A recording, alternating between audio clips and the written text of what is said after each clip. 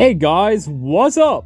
Well, another year has passed, and to be honest, it was actually pretty decent when it came to non-YouTube stuff. Almost. I had a lot of movies that I watched, and I did some pretty decent stuff. I finished my Angry Birds plush collection, which was absolutely agonizing with the prices and delivery shit. I got to meet the funny Lady D woman. So we finally meet. And Scrat! I met the one and only Yomo Wickersham and Super Mario on the same day. I went to Orlando and had a pretty epic year. The YouTube side of things... Oh, for God's sake.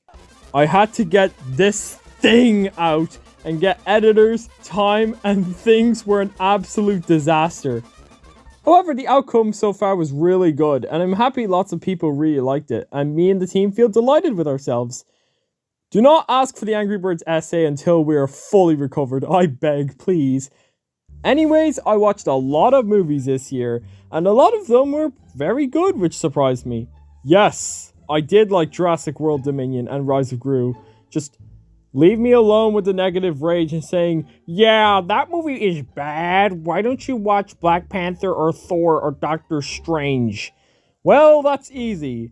The MCU Phase 4 was absolutely awful, including Spider-Man No Way. Anyways, enough of that shit. I want to talk about the good movies I've seen from live action to animated. Next year looks really bright with Puss in Boots and Spider-Verse, and I cannot wait to see them once I get past painful final exams and throw them in the trash. Anyways, for now, let's start the list.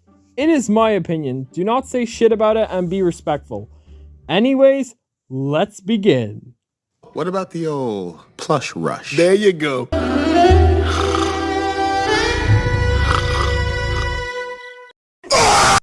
Wendell Wild goes here because that movie was really good.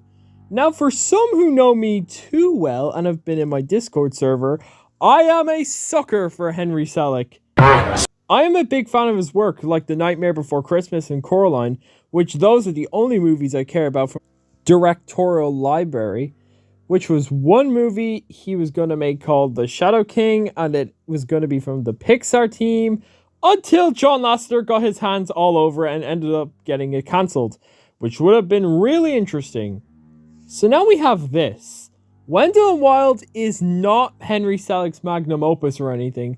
That rightfully belongs to these two, because they are both incredible films with a good, unique direction. Now, about Nightmare Before Christmas, I hate musicals to my near bone, but this one is actually one of the rare exceptions, and I'm happy it is. Anyways, this movie is really good, but there's just a big problem which holds it back from being in the Opus Club with Coraline and Old Jack. The story is all over the place. I really like the story, but the main issue is that there's too much going on, from Kat's mourning issues of her parents, the weird subplot of wanting to destroy the school to be turned into a prison, and the other side plot of Wendell and Wild trying to revive the dead with their dad's hair cream, which he actually reminds me of a mix of the mayor of The Nightmare Before Christmas, King K. Rool, and Yomo Wickersham. And I do not know why, honestly. The cat stuff is pretty epic, though. I think she carries this movie the most for having a pretty dark side to it. Now we discuss the animation as usual. Stop motion is cinema. This movie is unique for not blending in some of the facial faceplate lines to give it a distinct look, like how Leica covers the lines in their movies to make it look as real as possible. And to be honest, this style is actually pretty good, and it makes me think they are designed like that. There is this one entire opening segment to the Big Daddy Demon, Yomo Wickersham, King K. Rool, and Mayor type mix, eating the dead souls and exporting them through a theme park on his belly, and they have to go through his entire digestive system, and to be honest, it looks beautiful. Hell, even the animators can get in his stomach, like, wow! I like that Mr. Ping's character wants to save the school to make make his school up from being demolished, and his death scene reminds me of him being sent to horny jail. You're supposed to be dead! You bloody idiot! Sorry, it doesn't make the noodles. Don't ask why. Overall, decent movie. I'm happy Keegan-Michael Key and Jordan Peele are a duo again after being Ducky and Bunny in Toy Story 4, And even if it sounds mid or bad from my description, I recommend to just give it a watch for at least once to make up your final decision on the entirety of the movie. Alright, now we got Wendell Wild out the way. Let's get the other stop motion thing in here. I fight for the I fight to oversee for baby poops is right there in front of me. Oh, hi, it's me. We are still in the realm of stop motion, everybody. How fun. This movie was my most anticipated of the year, along with The Bad Guys and Sonic 2 and Puss in... Oh, come on! Pinocchio has popped up a lot this year. He was in that epic movie from Lionsgate. It wouldn't buy. And the awful live-action Pinocchio remake, which was the only bad movie I have seen this year. Yep, you heard me right. Most movies that were not good were mid. This one was the only bad one, so congratulations, you piece of shit. Anyways, now talk about good Pinocchio. I knew about this movie for over 4 years by a Leica animator saying they were excited to watch it or make it or something. I'm unsure what they said, but that's how I knew it was going to exist. I have never seen a Guillermo del Toro movie before, and honestly, this movie shows how great of a director he is. He takes on the iconic story is honestly way better than the Disney version from the 1940s and the live-action one that followed the true story of the wooden boy. Hell, this movie actually makes him a wooden boy. None of the other adaptations did that and made him look generic puppets. Like, legit, they look like generic puppets. They are not a wooden boy as described.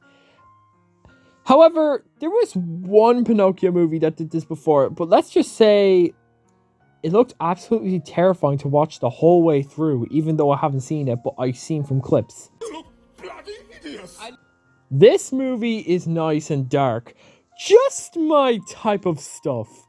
I'm a fan of how they brought up fascism, and to be honest, the message of it being really bad shows in this movie by the environment, the idea of having children go out to war is bad. I was stunned, but not as stunned as the ending of Plague Tale Requiem. Seeing how the kids would die for their country, and everyone says the children are important because they're the new generation, it shows in this movie that they don't care and just want to win the war. The opening sequence in this movie is absolutely perfect. Having Geppetto's heart smashed by his son being killed by a bomb, which really hits for the character, and I love it. I also like how Geppetto created Pinocchio by being drunk, and when he wakes up, he goes in complete shock like he's seeing a demon, like how the townspeople saw him first in his house, and does not want to have anything to do with him. Also, the songs kind of slap for this movie. I'm a fan of Ciao Papa, Everything Is New to Me, and as well as the Fatherland March, because it sounds so nice to listen to all these tracks. But there is one song in this movie that I kind of think is a bit cringe, which is the song Pinocchio sings to Mussolini. Oh yeah, who's voiced by Tom Kenny. Yeah, this song is very cringe because they mention toilet humor, but again, it's a family movie. It's not a kid's movie, as said by Del Toro, which, by the way, respect to the guy. But yeah, I wasn't a fan of this scene, but I kind of liked how it ended. I probably would have done that mid-show if I was actually in the audience. The animation in this movie is also really good. If I had to say one issue, is that it doesn't feel smooth enough for the humans. Sebastian J. Cricket, You want to think bright. or Thin Yuma Wickersham guy, Pinocchio I get because he is wooden, but everyone else I wished moved smoothly like how Leica animated the humans in their movies. The movie is also funny. I like this one scene when a seagull accidentally kills himself with a mine bomb in the sea. It just looks hilarious, while also foreshadowing something I won't say. What the fuck? Overall, this movie is better than the shit Pinocchios we got this year. And I'm happy to rewatch this for cinematic writing and direction. Overall, a great movie. Now we get to the next live action movie. Oh yeah, we're going into the first live action movie. And you're probably going to be surprised on what's here. His name is Kirby? They left him behind? There's a lot of 2022 monkeys which I mistake for Yummo Wickersham? Nope. This isn't the Kirby movie. Oh yeah, I said the title already. This movie was really, really good in the cinema. I went with my man Blue Guy, and it was pretty epic other than some idiotic gentle minions in the audience, and I believe they got kicked out, and we enjoyed the rest of the movie. Peaches from Ice Age is in this movie, and her character, as well as Wakabi from Black Panther, and they have to stop this UFO alien who is secretly Kirby, or our Lord and Savior, Scrat. Yes, boys, another theory in the house. After many years of flying in space, Scrat turns his spaceship into a man and horse eating machine, which he'll then turn the remains into acorn. Okay, enough memes. This thing actually made me scared to look up for a week. Like, legit, I could not look in the sky and go, I wonder if the sky's gonna fall. Oh, wait, shit, I don't want to look at that thing. It's like how Jaws affected the audience by not going out to into the water, in the beach, feeling scared a shark would eat them. I really like that the jean jacket is a great alien for the movie, and it has one of the most uncomfortable scenes in the entire movie. There is a segment of the jean jacket committing gore on a lot of people. Oh, I'm reporting you. And this woman looks up to see a digesting horse, which symbolizes what they'll become too. That scene was actually one of the most uncomfortable moments I have ever witnessed in a cinema, and I loved it. Also, my Bob Cup was scared too, legit. The cinematography and sound was absolutely outstanding, and I think the best part is how intense the jean jacket's approach can be. I really like that. Also, there's one segment about Yummo Wickersham in a comedy show, and he ends up killing everyone except this one child, and I thought Yummo was pretty epic until he died. Devastating stuff right there. Overall, this movie slaps. My dad is a complete joke on his viewing of the movie, saying it was awful, so he doesn't know cinema at all. I will force him to play Kirby if he says it again, I swear! Hey, Ireland, someone told me you guys got rid of all your snakes, huh? What? You think you're too good for Mr. Snake? Ayo! It's my favorite DreamWorks movie of the 2020 decade, The Chad Guys! This movie is legit really great. The only main issue for me is the story. I don't like how predictable it was, and it made me show what was going to happen in the first 15 minutes, so I was like, it was sort of bad. However, if it wasn't for the amazing character arcs, animation, effects, score, and my Lord and Savior, Mr. Snake, Society is... this movie would have been ass.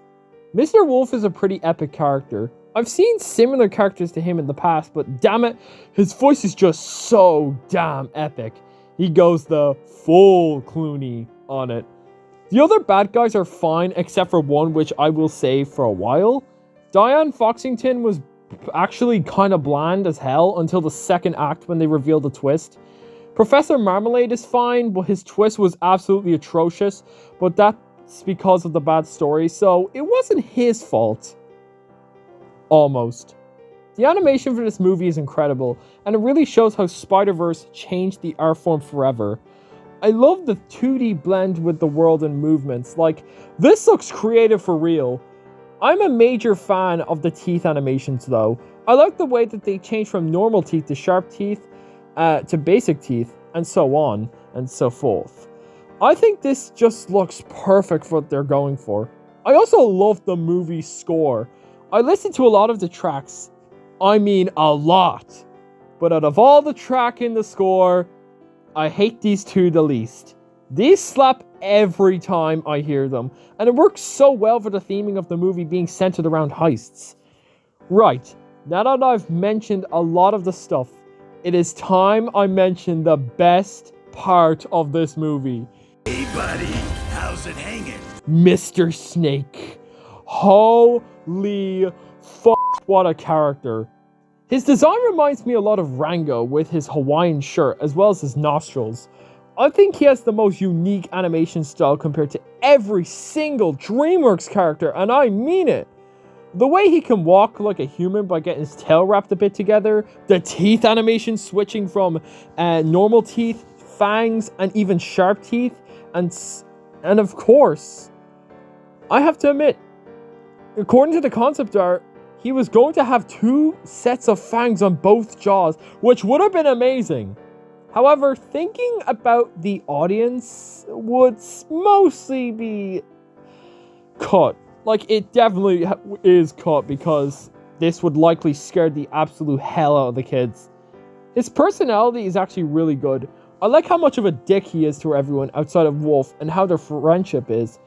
The one-shot opening was one of the best parts of the movie, making it feel like the opening of Pulp Fiction, which was one of the best things in the movie other than its inspiration by Lupin III. I am aware this was based on a book series, but I mean, this works pretty well. Mr. Snake is also epic for having the funniest line in the movie when he says he wants to eat the cat from the tree and randomly pulls out 2 pieces of bread from thin air and he states, "This is why I always carry 2 pieces of bread with me." Why this is funny by making him have no pockets other than his throat. Like, it's legit funny. Where did he get the 2 pieces of bread from? His throat. Soggy bread. Also, Mr. Snake has a really good twist in the movie, but I won't say what it is, but damn it, it's strong and unexpected, and I loved it. His push-pop moments are also pretty funny too, which shows how much of an asshole he is to everyone but Wolf. I'd like to talk about Mr. Snake all day, but since I have to talk about number 1, I'll just say it, it was a very great movie. Mr. Wolf and Mr. Snake are so gay, and this movie is amazing. Oh, I think number 1's obvious. Your society is full of soft and undisciplined weaklings. Sonic 2 was my favorite movie of all time until I rewatched both this and Angry Birds, and the Angry Birds movie is still better. This movie rules. It is generally the most fun I've had in a movie theater in years, even screaming at the post-credit scenes with the amount of Sonic fans in the room. I don't have much to say about it, but I can really get in depth, but like, I'll just say as much as I can because, you know, I don't want to make this video too long. The references were cool once again. I liked how the humans were basically almost gone in this movie. Knuckles was a nice surprise. Tails is legit Sonic's brother. I like the message of learning when you are responsible for everything. I thought it was pretty funny.